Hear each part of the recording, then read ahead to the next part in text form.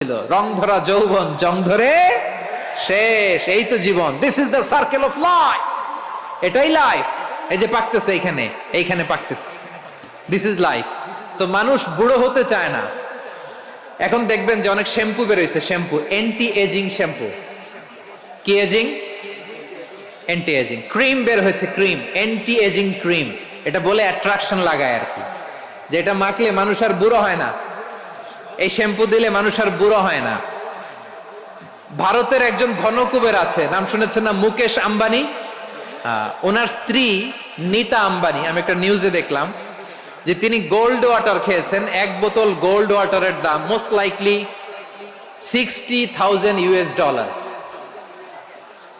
$60,000 এক বোতল gold water. কেন? এটা খেলে বার্ধক্যের ছাপ নাকি চেহারায় লাগে না।